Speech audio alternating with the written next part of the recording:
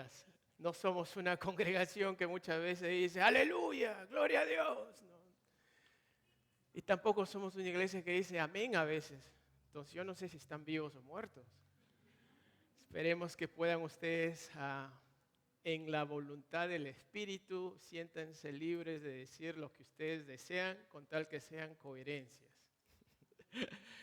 Bien, me gustaría que abramos nuestras Biblias esta mañana en una porción del Salmo, uno de los salmos, quizás uno de mis salmos favoritos. Con este salmo he visitado muchas congregaciones y lo predico extensamente porque es tan integral en cuanto a la familia. Dentro de este salmo, la parte última de ella es donde deseo descansar. Va a ser una prédica distinta, mucha información, mucha historia esta mañana para tratar de formular el pensamiento que tengo para ustedes. En el Salmo 128,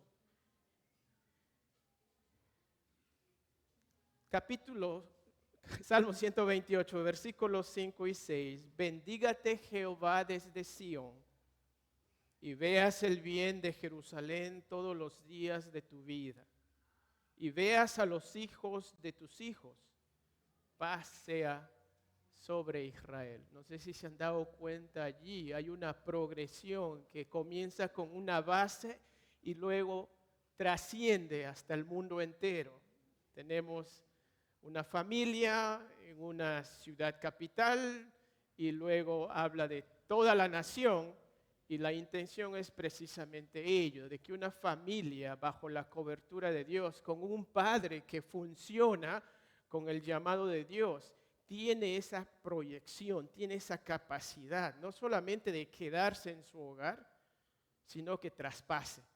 Una de las figuras que encontramos en otro de los salmos es como flechas en las manos de un guerrero, son los hijos que tenemos.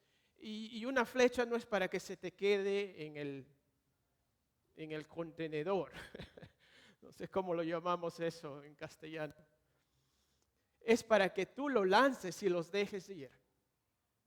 Mi hijita Hannah el próximo año también va a salir disparada. No porque yo lo esté echando, pero vamos a ver cómo ocurre conforme su hermana mayor salió. Nuestros hijos son las flechas que uno ya los ha afilado bien y a su debido tiempo ellos van a salir más allá del contexto inmediato y la intención es hacer daño a las huestes del mal. Para eso preparamos a nuestros hijos. Vamos a orar al Señor. Padre Santo, pedimos que nos guíes esta mañana. Y Señor, ayúdanos a proyectarnos más allá de las 4 paredes de nuestro hogar. Pero deseamos que en esas 4 paredes exista proyección, exista convicción, exista santidad, exista compromiso, Señor, de que tú reines allí. Y ruego, Padre Santo, que así sea.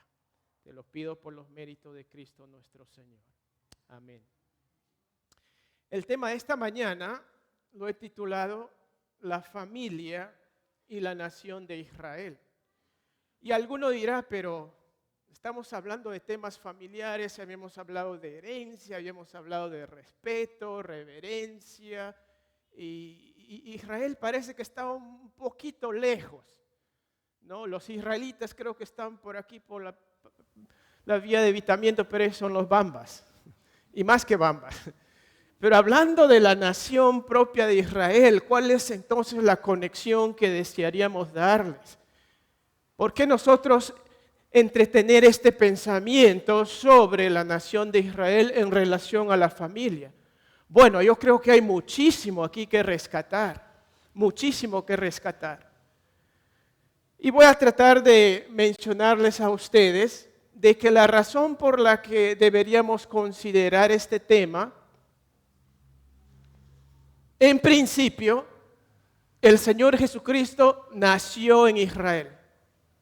Nuestro Salvador es un judío, no es un peruano, no es un americano, no es un asiático, es un judío. Dios decidió dar salvación al mundo por medio de un judío y se llama Jesucristo. ya de antemano aquellos que profesamos la fe cristiana tenemos un vínculo eterno, porque el Salvador mismo nació en Israel. Por lo tanto, ya es un tema que no es ajeno, ya es un tema que lo vamos a llevar por siempre. También debemos reconocer que este tema es importante por la manera como existe la nación de Israel. No fue fundada por tal o cual personaje cuya tumba está allí. Es establecida por el diseño de Dios. Es el único país en el mundo cuyo origen nace en la mente de Dios. Génesis 12. Dios decidió sacar a un hombrecito de allí, de esa parte de Irak, que es la Babilonia antigua, y tratarlo por un desierto y llevarlo a un lugar preciso. Ahí tú vas a tener tu nación. Tú eres el padre de naciones, y eso es lo que significa Israel. El origen de la nación de Israel invoca a que tú y yo tratemos este tema. También debemos reconocer sobre el futuro de la nación de Israel. Saben, va a ser el lugar, de acuerdo a Zacarías 14, donde el mismo Señor Jesucristo descenderá de los cielos y posará allí sus pies sobre el monte de los olivos. ¿Dónde está el monte de los olivos? En Israel. En Israel. Y algunos de ustedes han estado allí. Ahí tengo sana envidia a aquellos que estuvieron por allí. Mi hermana Venus con mi hermano Felipe estuvieron por allí. No me han llevado. También David creo estuvo por ahí. ¿No estuviste por ahí, David? Sí estuvo. Ya ves. Pinocho. Bueno, de repente hay iglesias que arman convenciones, arman equipos y lo hacen anualmente. De repente deberíamos nosotros armar uno aquí y ir ahorrando para de aquí a 15 años poder irnos por allá. Para poder ahorrar suficiente, pues. Entonces, el Señor Jesucristo volverá. Eso significa que Israel continuará existiendo hasta que el Señor retorne. Finalmente, y creo que lo que de repente no te has puesto a pensar en el origen de Israel, es el único país que es fundado por Dios, cuya lengua continúa siendo hasta ahora la misma. De repente no nos hemos puesto a pensar. ¿Se han dado cuenta ustedes que un gran número de los ganadores del premio Nobel son judíos de ascendencia judía? Pónganse a pensar. En fin, pero quizá el tema, y hasta tema polémico, y el tema, diríamos, que ha sido traído a la palestra para que todos estén un poco allí tratando de entretener el pensamiento sobre Israel, es lo que ocurrió el 7 de octubre. El 7 de octubre del año pasado. ¿Qué ocurrió el 7 de octubre del año pasado? 1,500 terroristas rompieron el cerco israelí cerca de Gaza y atacaron. Atacaron a un comienzo un concierto. Y de hecho era un concierto libertino, era un concierto pagano lo que estaba ocurriendo allí. De hecho que era ello. Sin embargo, penetraron, rompieron el cerco de protección allí, y lo que ocurrió después es inimaginable. Ni siquiera Sendero Luminoso, creo, en sus peores tiempos hizo lo que esos 1,500 terroristas hicieron a esa gente. No les importó. Algunos de ellos eran de su causa. O sea, no eran que eran unos cristianos. Eran gente que algunos eran de su causa, pero barrieron con todos. Fueron de casa en casa, familia por familia, mataron, abusaron, secuestraron, violentaron sexualmente. Y hay cierta resistencia que dice de que cerca de 40 niños fueron puestos en un microondas y quemados. Los que tratan de defender la incursión satánica que ocurrió ese día, tratan de decir, no, esos son leyendas urbanas. hay las dos posturas. Pero lo que es evidente y está registrado en videos en la internet, de que hubo una violencia sin precedente, tal y cual nunca ocurrió jamás en la historia del pueblo de Israel. Ahora, a raíz de este tema, la secuela es tal que el mundo está polarizado. Aquí en nuestro país de repente no. Pero si ustedes van a las grandes ciudades norteamericanas, hay multitud, miles y hasta millones de sobre todo jóvenes que están protestando 24 horas al día. 7 días por semana, por meses están pidiendo un alto al fuego de la confrontación que está ocurriendo. De hecho, ahora es una guerra sin precedente de parte de Israel y hay muchos inocentes que están muriendo. Y a partir de esa injusticia con el cual el mundo lo está viendo y está siendo propalada por los medios, voy a resumir 3 pensamientos en los cuales quiero que ustedes descansen esta mañana. En primer lugar, lo que he escuchado a partir del 7 de octubre es lo siguiente. Escucho que la gente dice que Israel es un país ocupacionista, sesgado a conceptos de colonialismo. Y se habla de los judíos colonos y el abuso de ellos hacia los nativos palestinos allí. Por lo tanto, me gustaría contemplar esta declaración. ¿Es Israel un país ocupacionista? Los medios de comunicación lo ponen de esa manera. Por ejemplo, les leo un par de noticias que salieron. Uno de ellos dice: ¿cómo se utiliza el derecho internacional para encubrir el colonialismo de colonos israelíes?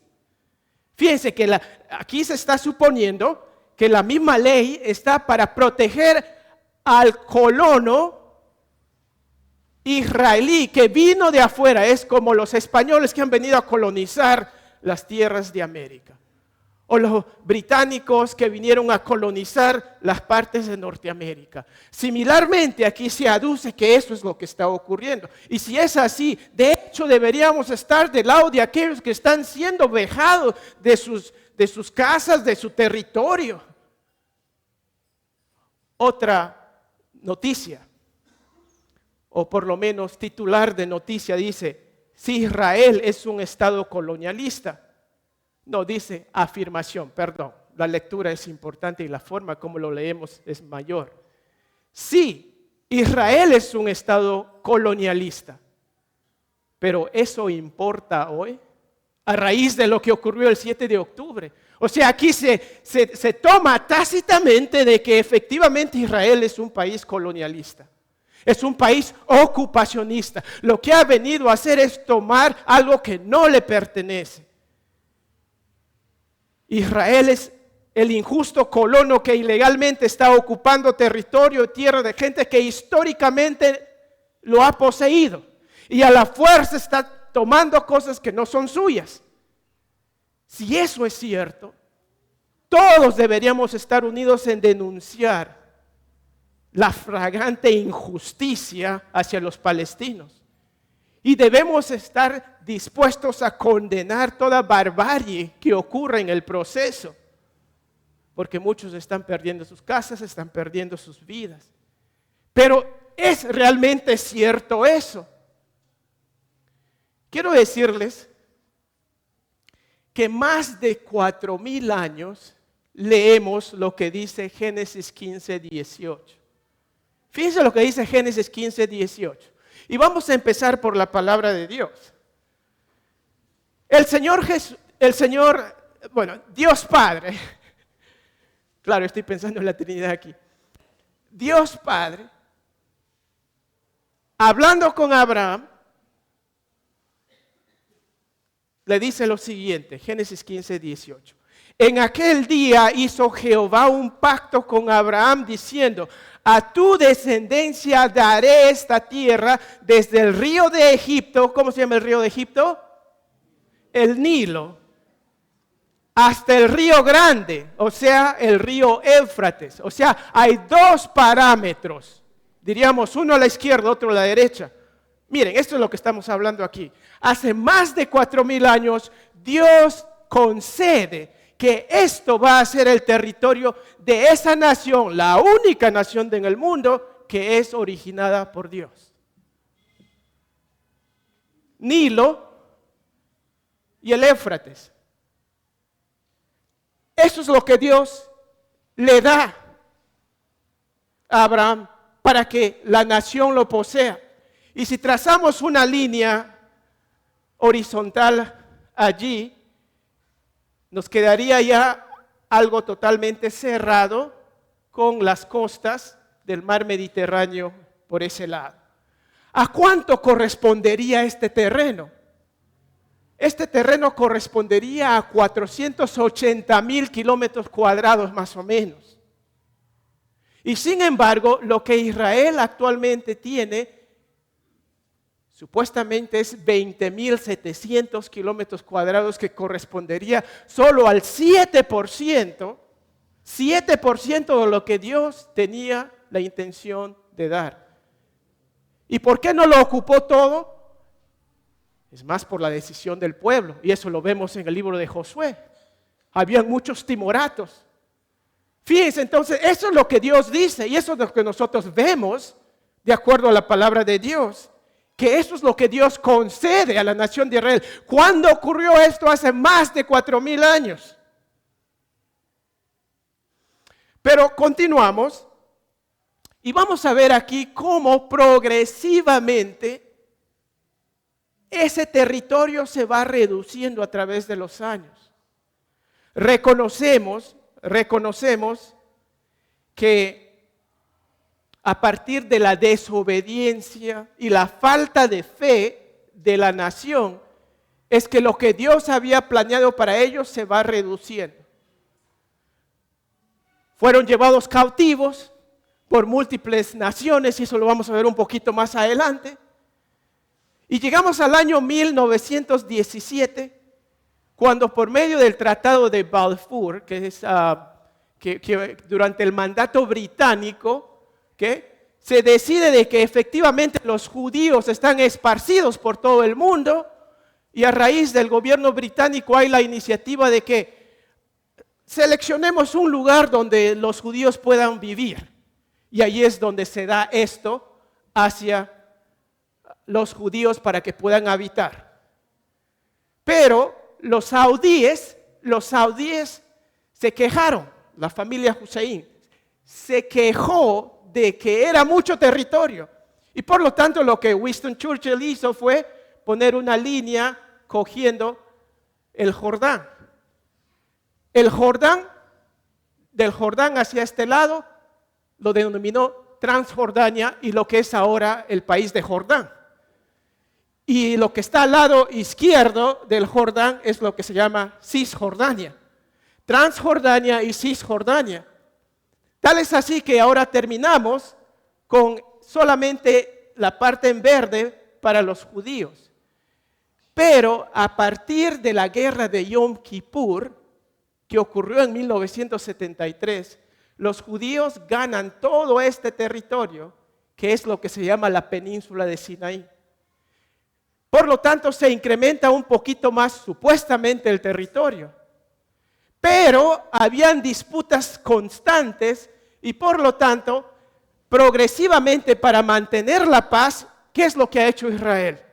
Empezar a ceder. Cedió esta parte de aquí que nosotros vemos aquí arriba, y luego también cedió lo que es a la península de Sinaí en la parte de más al oeste, pero progresivamente fue cediendo más, y hasta cedió la franja de Gaza y también esta parte de aquí. Y esto es lo que actualmente tenemos. Entonces preguntaríamos, quienes han estado siempre dispuestos a mantener la paz. Ahora, si nosotros, eso es lo que nosotros vemos por la palabra de Dios, ¿habrá alguna evidencia externa? Porque yo sé que algunos disputan la palabra de Dios y no se van a sostener la palabra de Dios. Es más, una de las lecciones grandes que ustedes deberían llevar esta mañana es saber cómo se está tratando la verdad bíblica. ¿Qué es el trato que la sociedad, los medios de comunicación, el mundo está dando a la verdad bíblica? Esta estela, esto es para mostrarles el lado no bíblico, la historia universal, la historia que no está, diríamos, saliendo propiamente del texto bíblico, pero está allí. Fíjense que en la estela de la victoria de Merneptah, que es una estela egipcia, ya por allá por el siglo XIII antes de Cristo, se menciona a Israel como nación. ¿En qué referencia geográfica? En donde está ahora y mucho más todavía. Esto es en el siglo XIII y eso es una evidencia extrabíblica. Diríamos, no es una evidencia para que los cristianos solamente lo usemos, sino está allí en la historia universal. También vamos a ver que hay una estela, la estela del Dan del siglo IX antes de Cristo, donde vemos que también hay allí evidencia de la existencia de Israel como nación y también como nación teniendo sus límites, ¿okay? Sus límites. En la primera estela que ustedes ven allí, la estela de Merneptah, ¿okay? Ahí se habla de Israel como nación específicamente por nombre, se habla del reinado de Israel. Y en esta estela de aquí de Tel Dan se está hablando claramente con un reconocimiento al reinado del rey David y a toda su casa. Significa, si hay un rey que se identifica a su casa, de hecho que hay límites, de hecho que hay ubicación geográfica. Otra cosa que nosotros debemos recordar es, ¿saben dónde nace el término palestino? No hay evidencia sobre esta denominación gentilicia hasta casi 5 siglos antes de Cristo recién. Por más de 2100 años, esa zona era denominada como Canaán o Judea. Así es como se lo conoce.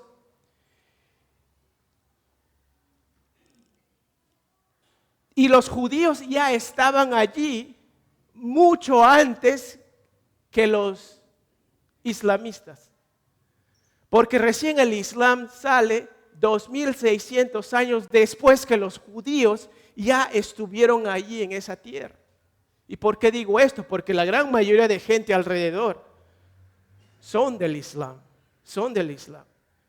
Lamentablemente, el pueblo de Israel, de ese territorio, fue perseguido, ¿no? Fue maltratado, fueron matados, y hace 6 millones de ellos, no hace mucho durante el Holocausto, 6 millones de ellos más o menos fueron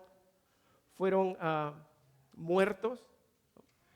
Pero todo a partir de su desobediencia, y desobediencia a la palabra de Dios. A partir del año 586 antes de Cristo, vienen una serie de reinados que los maltrataron.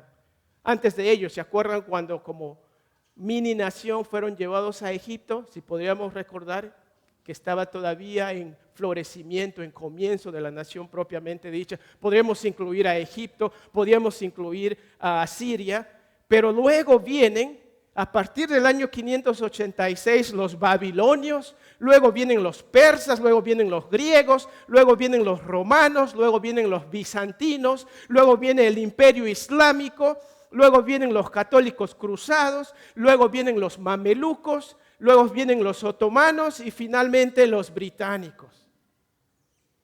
Por más de 2533 años, los judíos fueron desubicados de su lugar original, hasta que llegó el 14 de mayo de 1948, donde se reconoce a Israel como nación allí en esa parte del mundo, allí en el lugar original donde siempre estuvieron.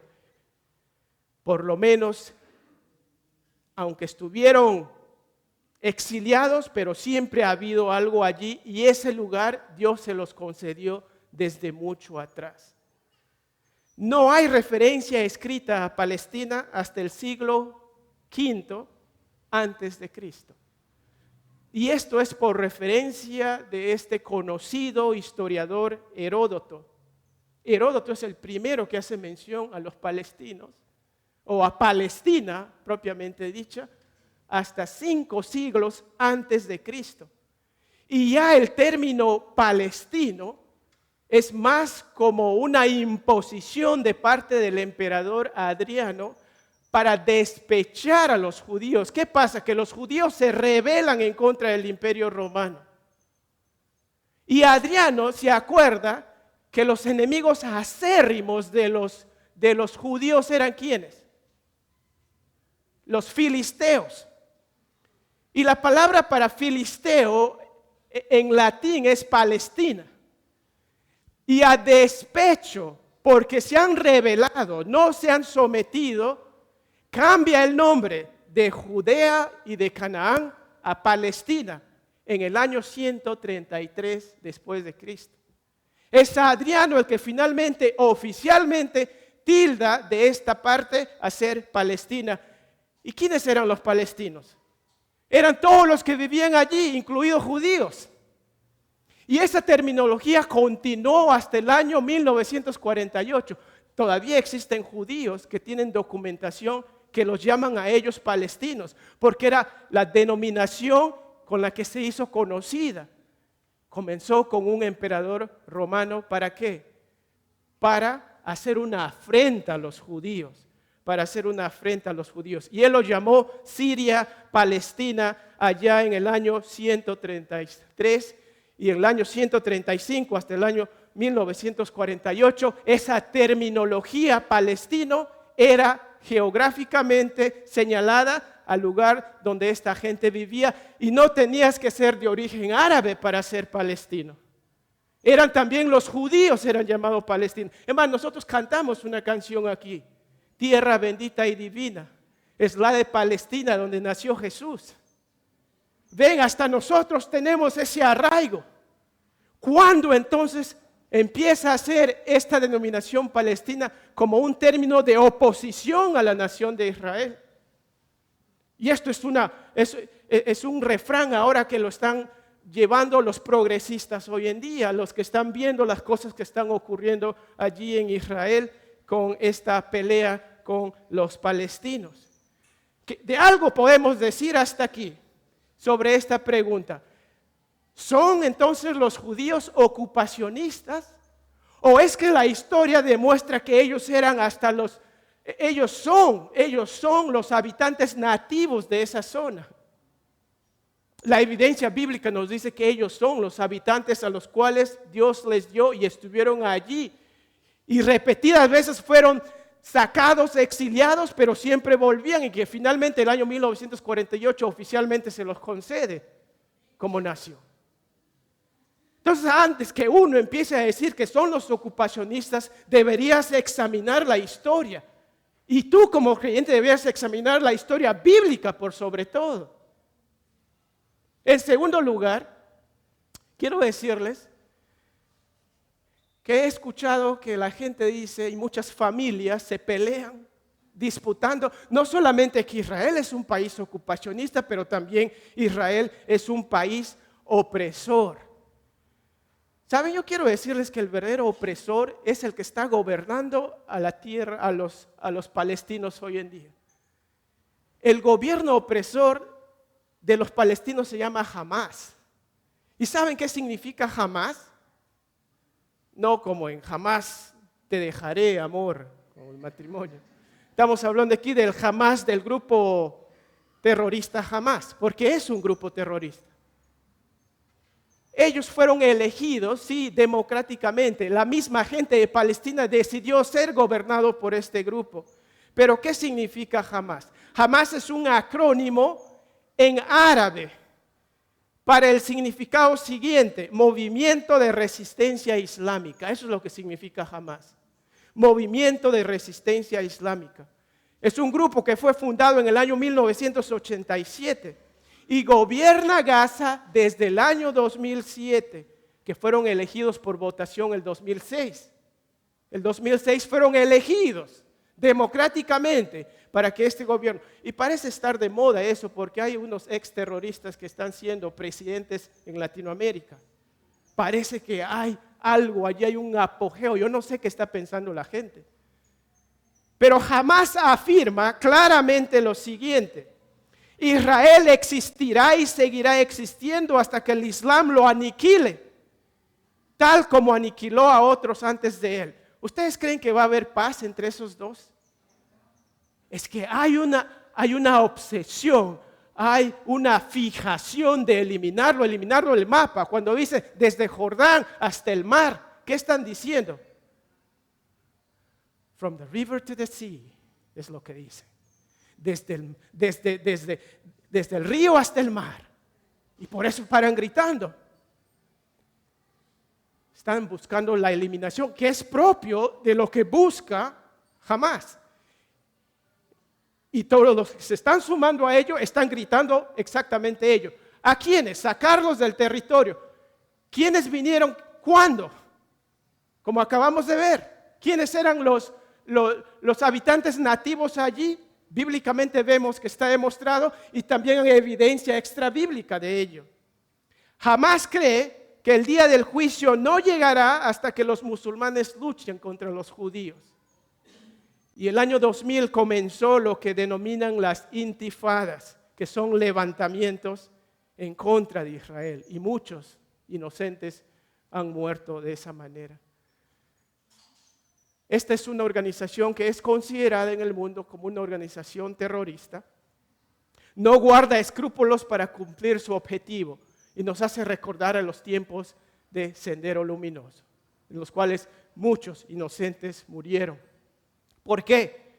Porque estos se esconden detrás de hospitales, de escuelas, de estados, de mercados. Trata de meterse entre la gente común y corriente. Y aquellos que no se ajustan a sus pensamientos, a sus ideales, también van a ser destruidos. ¿Ustedes creen que aquellos que están marchando por las universidades en Norteamérica, que, bueno, tú marchaste por nosotros, ven, pasa? No, te sometes a lo que nosotros dijimos o eres eliminado. Y eso es la ley del Corán. La ley del Corán dice, o bien crees o si no la espada. El creyente, ¿qué dice? Prefiero la espada para que tú creas. Son ideologías, pero más que ideologías, son frentes espirituales diamétricamente opuestos. Y vemos que eso es lo que está ocurriendo cuando muchos se están metiendo en estas llamadas protestas. ¿Okay? ¿Sabían ustedes que los judíos permiten trabajar y vivir en Cisjordania a los de Gaza? ¿Cómo se llaman los ciudadanos de Gaza? Gazatíes. Los gazatíes permiten en territorio de Israel. Hasta el año 2015, cerca de 100,000 palestinos trabajaban en Israel por un pago diario de $56 por día. O en otras palabras, 198 séqueles, que en el año 2015. Hasta la incursión de Hamás, el 7 de octubre, había cerca de 150,000 cisjordanos que trabajaban en Israel. Israel siempre ha tratado de mantener la paz, seguro no a la perfección. De ninguna manera aquí estoy diciendo que Israel no ha cometido errores. Pero también decir que Israel no tiene derecho a esa tierra es ser injusto a la historia y sobre todo a la historia bíblica. El objetivo es eliminar a Israel, y cualquiera que se oponga a esa causa o no esté de acuerdo también debe ser eliminado. Esta es una causa perversa, mis hermanos. Es una causa demoníaca. Por eso todo tipo de ayuda internacional, ¿saben? La ayuda internacional que se ha dado a Hamás para tratar a la gente allí en la Franja de Gaza, desde el año 2014 hasta el año 2020, ¿saben cuánto fue? 4.5 billones. 4.5 billones para asistir a la población. Y eso correspondería más o menos a $2.250.000 por persona para 6 años. Reconociendo a la población gazatí. Eso correspondería por familia y por persona, sería algo así de $1.027 por día en ese transcurso de 2014 hasta el 2020. Lo triste es que muchos de ellos no recibieron ello, sino más bien se dedicaron a crear una infraestructura, sobre todo debajo de la tierra, con el propósito de ¿qué? De eliminar a su enemigo, que es Israel. O ellos lo denominan así. Eso nos lleva a la siguiente observación. Israel es un país usurpador. Israel es un país usurpador. Yo quiero decirles que el problema no es necesariamente geográfico. El problema tiene un orden espiritual, mis hermanos. La disputa no es solamente de un orden geográfico, diríamos, pero es de orden espiritual. Y solo la Biblia puede responder con claridad esta observación. La verdad es que el problema de Israel con Palestina comenzó en una familia, comenzó en un matrimonio, cuando la esposa tristemente tomó la iniciativa en un área que no debía. En otras palabras, si tú eres la única esposa, quédate como la única. Por más que la sociedad cambie, no permitas que tu esposo, porque él va a estar más presto y dispuesto, por más que sea un viejito de 90 o 100 años. Si le dices, la empleada de aquí puede darme un hijo, y él dice, ¿verdad? Voy con tu permiso. De hecho, el viejito se va a levantar.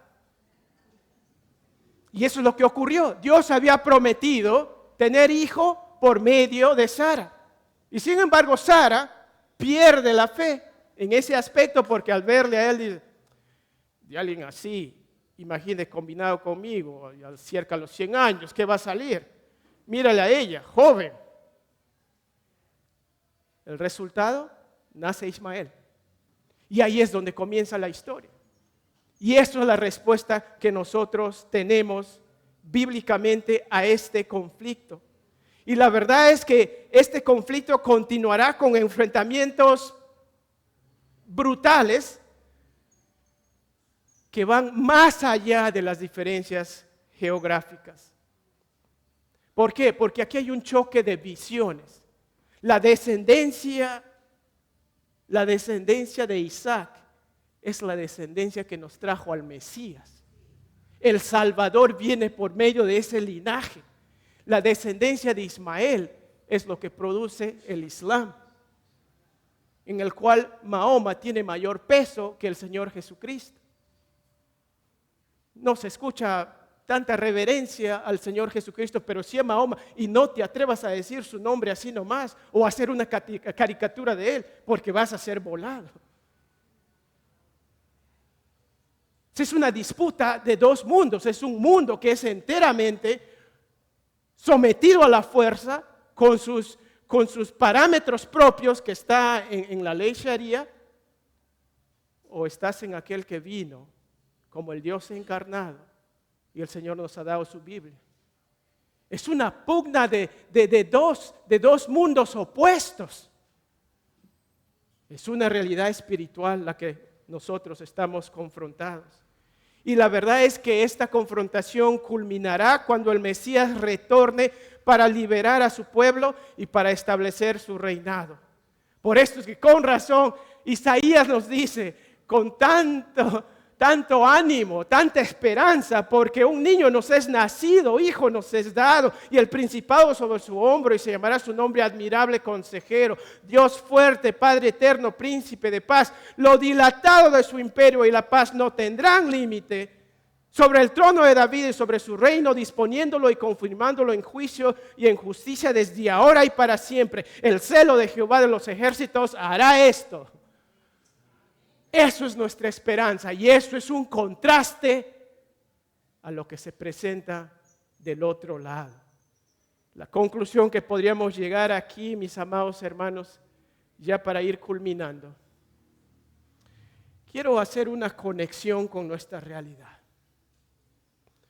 El año 2012, ya entrando para el 2013, hubo un movimiento al cual muchos se sumaron, y estoy seguro que algunos de ustedes también. El no a la revocatoria de la señora que está aquí.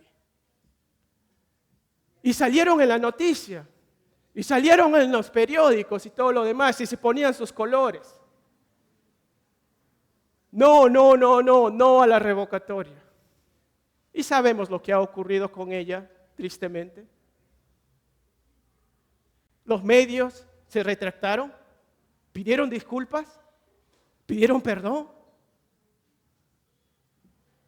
2012, 2013, llegamos al 2020.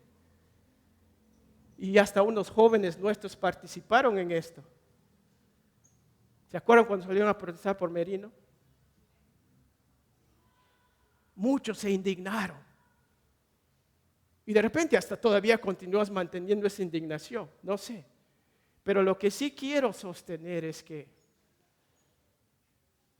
esta situación que de pronto los he traído aquí y debe ser conversatorio en tu mesa. Debes conversar sobre Israel con tus hijos, prepararlos, anticiparlos. Lo que estoy tratando de proponer aquí es lo siguiente. La nación de Israel como familia, en primer lugar, nos expone a la verdad bíblica maltratada. Nos expone a la verdad bíblica maltratada. Cuando tú eres expuesto a algo, lo primero que deberías hacer es ir a la palabra de Dios. Porque puedes meterte en causas equívocas, en causas erróneas. Y hay muchos jóvenes, por un afán de querer estar a la moda, de querer estar con los actores, se suman al barco y no están escudriñando su Biblia. Y tampoco están pidiendo ayuda. Oh, ese hermano ya sé que siempre me va a decir porque él es conservador, seguro. La familia y la nación de Israel en principio nos hace ser finos del globalismo secularizado. ¿Y qué significa ello? En el globalismo secularizado se enfoca solo lo que la gente desea escuchar y consumir. Cosas que se asocian a sus inclinaciones y no necesariamente a la verdad. Y yo veo esto como una señal de los hombres del fin. Y eso es lo que nos dice Pablo, 2 Timoteo 4:1. Te encarezco delante de Dios y del Señor Jesucristo, que juzgará a los vivos y a los muertos en su manifestación y en su reino. Que prediques la palabra, que instes en tiempo y fuera de tiempo, redarguye, reprende, exhorta con toda paciencia y doctrina. ¿Por qué? Porque vendrá tiempo cuando no sufrirán la sana doctrina, sino que teniendo comezón de oír se amontonarán maestros conforme a sus propias concupiscencias.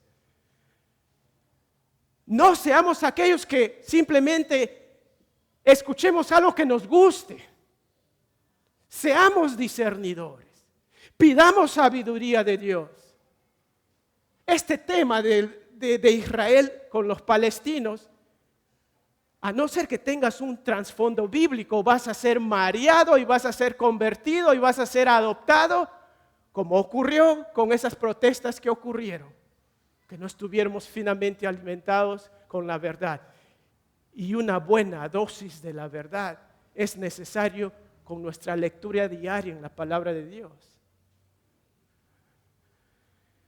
Quiero decirles que como regla general lo que deberían hacer es, como regla general, cuando yo escucho algo de los medios de comunicación, lo desecho. Sobre todo en temas ideológicos, políticos, hasta que vaya yo a la palabra de Dios y por un proceso de filtración, entonces puedo ver si eso realmente se ajusta a la verdad. Algo curioso e irónico aquí en nuestro país, nos consideran un país todavía muy conservador. Hemos resistido a la ideología de género, hemos resistido al movimiento sexual y todo. Sin embargo, cuando a veces prendo la noticia y viene un canal, hay un pata allí vestido como mujer ya por años que tiene su programa y muchos lo ven. Entonces, qué raro, somos un país conservador, pero sin embargo hemos aceptado ya algo ahí que esté en nuestra mesa y ahí no estamos, nuestros hijos lo están mirando y los chiquitos están pensando, oye, algún día voy a ser como ese pata. ¿Por qué? Porque mi mami y mi papi lo ven todos los días, de ahí reciben la noticia.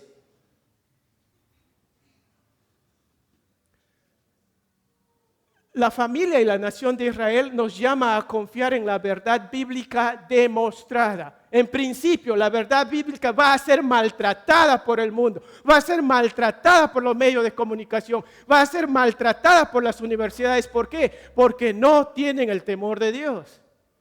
Y por más que esto suene un poco hasta cabeza dura, pero es la verdad al cual me estoy abocando, hermanos. Yo soy el camino, yo soy la verdad, yo soy la vida. Esa es mi verdad. Y si sueno duro y si sueno cuadrado, pues que así sea. Pero eso es la única forma con la cual yo deseo ver la vida y deseamos que todos los cristianos también hagan lo mismo. Los domingos estamos llevando lo que se llama las verdades fundamentales. Vengan a las 9 de la mañana a tocar un tema. Y hoy éramos 7. ¿Dónde están los 17 que estuvimos la semana pasada? Voy a pasar lista aquí hoy día. No llegaron a la hora. Pero está 9 de la mañana, verdades fundamentales, tratar temas como esto. La verdad va a ser maltratada y tú debes, por lo tanto, cuestionar toda cosa que se está diciendo por los medios hasta que llegues a tu Biblia. En segundo lugar, nos llama a confiar en la verdad bíblica demostrada. Gracias al Señor que sabemos que más de 4,000 años Dios dijo algo sobre la nación de Israel. Dios los llevó a ese lugar y Dios lo hizo limpiar ese lugar para que ellos se queden allí.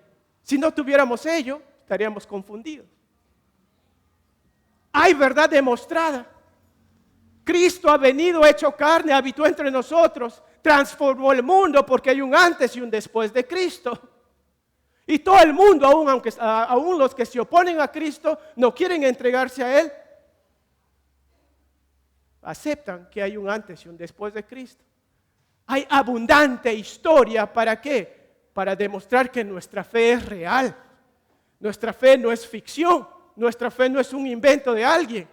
La historia demuestra esa existencia propia de un Salvador. Finalmente, la familia de la nación de Israel sobre este tema nos anima a esperar que toda la verdad bíblica sea cumplida. Culmino leyendo estos versículos. Génesis 12:3. Bendeciré a los que te bendijeren y a los que te maldijeren, maldeciré. Recuerda esto. No estamos diciendo que todo lo que está haciendo Israel está bien. Lo que estamos diciendo es que Dios dio un plan para ellos y parte de ese plan es esa tierra. Y los que se oponen ellos están luchando contra Dios mismo. Preferible es que luches conmigo y no contra Dios. Bendeciré a los que te bendijeren y a los que te maldijeren maldeciré. Salmo 122:6. Pedid por la paz de Jerusalén. Sean prosperados los que te aman. Esta es una promesa. Estás orando tú por la paz en Israel. Cuando lo haces, el Señor dice que te va a bendecir. Repito, pedid por la paz de Jerusalén. Sean prosperados todos los que te aman. Finalmente, Romanos 11, del 25 al 27.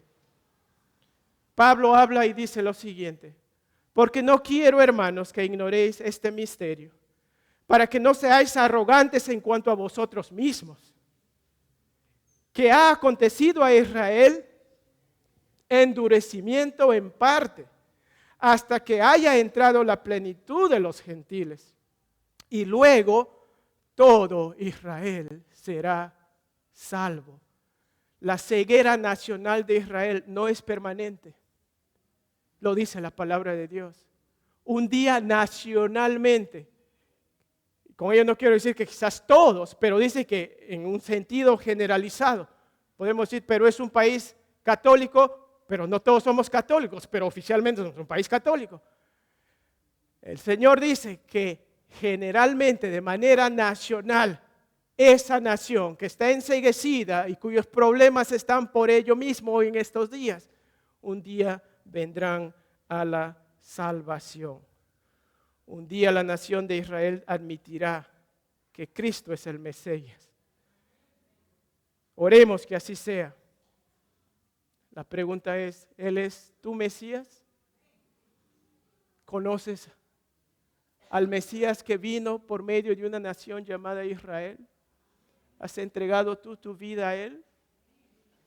Ruego que si no lo conoces, que te puedas acercar. Te podemos decir quién es este Mesías, que vino por esa nación, que está en una tremenda disputa, con muchos errores, pero es el pueblo de Dios. Padre Santo, te agradecemos por tu palabra. Nos ayuda a traer equilibrio en un mundo cambiante, en un mundo, Señor, sesgado, con mucha mentira y propalándola. Señor, ayúdanos a ser discernidores de las verdades que se nos vienen políticamente, ideológicamente, filosóficamente. Por eso es importante conocer tu palabra. Y guíanos, Señor, a ser buenos receptores de esa palabra. Ruego si hay alguien aquí esta mañana que no te conoce. Señor, que puedas tú tocar su corazón. Que pueda, Señor, ese varón o esa jovencita, ese señor, esa señora, reconocer que Cristo vino a transformar este mundo y que Él murió por cada uno de nosotros, porque por el pecado, Señor, tenemos estas grandes disputas, grandes peleas, pero tú vienes a sanarnos interiormente de tal manera que seamos portadores de paz. Y ruego, Señor, que eso sea el deseo de todos aquí, y ruego si hay alguien que desea conocer de esa paz, que admita, Señor, y nos pueda buscar. Entregamos el resto de este día en tus manos, Padre, con gratitud, en Cristo Jesús. Amén.